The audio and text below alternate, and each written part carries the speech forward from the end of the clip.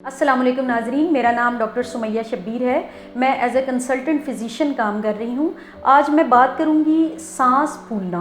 सांस फूलने की क्या वजूहात हो सकती हैं, इसका ट्रीटमेंट कैसे हो सकता है और इसकी कॉम्प्लिकेशंस क्या हो सकती हैं अगर आप इसका इलाज ना करवाएं।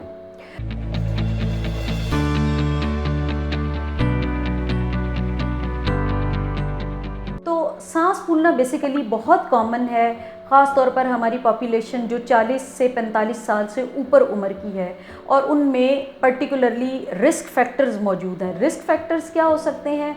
स्मोकर्स होते हैं जो पेशेंट्स, उनमें सांस फूलने का मसला ज़्यादा हो सकता है। शुगर के मरीज़ों में हो सकता है। ब्लड प्रेशर जिनका हाई होता है उनमें ये मसाइल आ सकते हैं। इसके अलावा जो ओबीज़ लोग होते हैं, मोटे लोग होते हैं, उनमें भी सांस फूलने का मसले मसाइल ज़्यादा होते हैं। तो बेसिकली इसमें वजह क्या बनती है, क्या वजह होती है जिस वजह से सांस आपका फूलना शुरू हो जाता है। और मेरे पास ऐसे बहुत सारे पेशेंट्स आते हैं और ये बहुत कॉमन कंप्लेंट है। तो इसकी वजह बेसिकली रिस्क फैक्टर्स अगर आप में मौजूद हैं, शुगर है, ब्लड प्रेशर हाई होता है और आप स्मोकिंग करते हैं, तो उसमें एक तो major risk factor, major organ जो आपका इन्वॉल्व होगा वो दिल है। दिल की अगर इन्वॉल्वमेंट हो जाए, कोलेस्ट्रॉल भी आपका साथ में बड़ा हो और दिल की जो नालियाँ हैं उनमें कोलेस्ट्रॉल जमा होना शुरू हो जाए, उसकी वजह से दिल के ऊपर, दिल की अपनी खून की सप्लाई कम होने की वजह से दिल पे बोझ पड़ना शुरू हो जाता है, जिसकी वजह से दिल कमज़ोर होना शुरू हो जाता है। जब दिल कमज़ोर होता है तो उसकी पंपिंग स्लो हो जाती है। जब पंपिंग स्लो होती है तो खून जो है ना वो पीछे, प्रेशर उसका फेफड़ों की तरफ जाता है।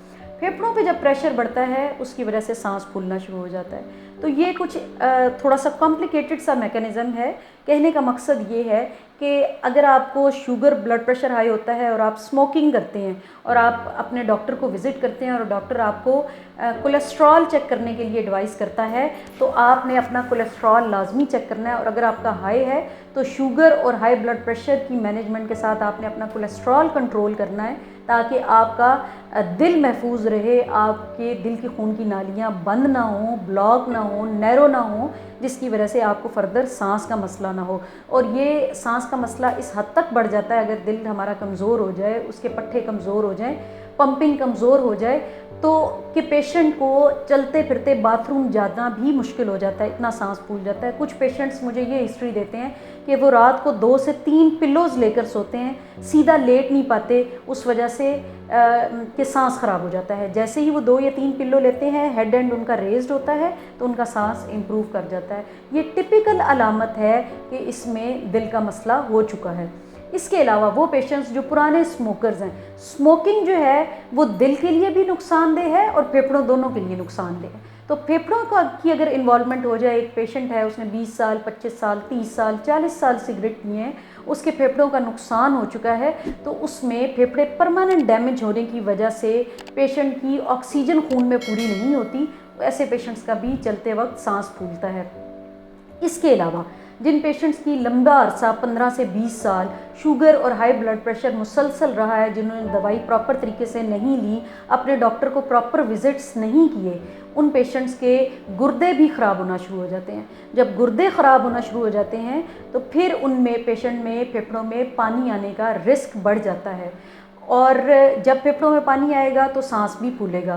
तो ये पेशेंट्स जो हमारे पास आते हैं शुगर, अनकंट्रोल्ड शुगर के साथ, अनकंट्रोल्ड ब्लड प्रेशर के साथ, हाई ब्लड प्रेशर के साथ, इन पेशेंट्स के हम गुर्दों के टेस्ट ज़रूर करते हैं, पेशाब का टेस्ट भी करते हैं और ब्लड में भी हम देखते हैं।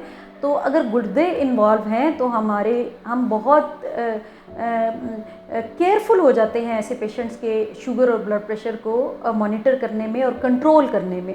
और इसमें खुराक का परहेज़ करने के लिए पेशेंट को गाइड किया जाता है कि आप अपनी मीठी चीज़ें बिल्कुल बंद कर दें, चावल कम कर दें, आलू कम कर दें और हेल्दी लाइफस्टाइल रखें, सब्जियां ज़्यादा खाएं, दालों का इस्तेमाल करें, बड़ा गोश्त जो बीफ है वो बंद कर दें, बकरे का गोश्त हफ्ते में 1 दिन 1 या 2 बोटी रखें, बाकी मुर्गी मछली का इस्तेमाल करें, पानी पिए, नमक का इस्तेमाल कम कर दें, सॉल्ट जो है छिड़कने वाला नमक ख़ास तौर पर सलाद पे, अंडे पर, वो बंद कर दें। तो ये कुछ चीज़ें अपनी डाइट में चेंज करें। उसके अलावा वॉक की अपने आप को आदत बना लें, रोज़ाना आधा घंटा, रोज़ाना 30 मिनट वॉक करें, हफ्ते में 5 दिन, कम से कम 2 दिन ऑफ कर लें।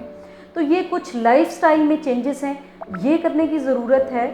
और जो लोग रेगुलर एक्सरसाइज करते हैं उनका सांस नहीं फूलता, उनका स्टेमिना इम्प्रूव करता है, वो हेल्दी होते हैं, एक्टिव होते हैं। अगर शुगर है भी तो उसमें उनकी दवाइयाँ अगर हाई डोज पे जब चल रही हैं तो उनकी दवाइयों की डोजेस कम हो जाती हैं। अगर इंसुलिन पर हैं तो इंसुलिन के यूनिट्स कम हो जाते हैं। कुछ पेशेंट्स की इंसुलिन छूटते हुए भी मैंने देखी है।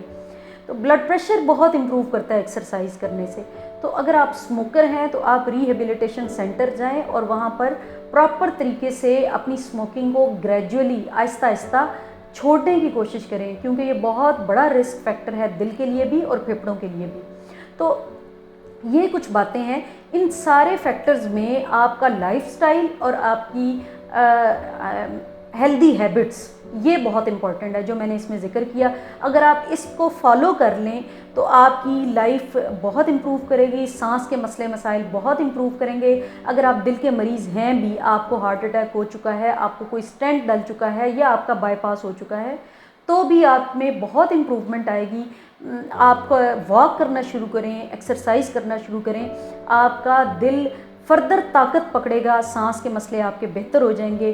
स्मोकिंग छोड़ने से भी आपके सांस के मसले बेहतर हो जाएंगे। अपने गुर्दों का ख्याल रखें, अपने रिस्क फैक्टर को अच्छे तरीके से अपने फिजिशियन के साथ मिलकर रेगुलर फॉलो अप के साथ मैनेज करें। इंशाल्लाह ताला बेहतरी आएगी। फ़र्दर आपको इस सिलसिले में मालूमात चाहिए हों या आपका सांस ज़्यादा फूलता है, आपको ये मसला ज़्यादा है, तो आप इस आइकॉन पे क्लिक करके मरहम के प्लेटफॉर्म से मेरी अपॉइंटमेंट बुक करवा सकते हैं।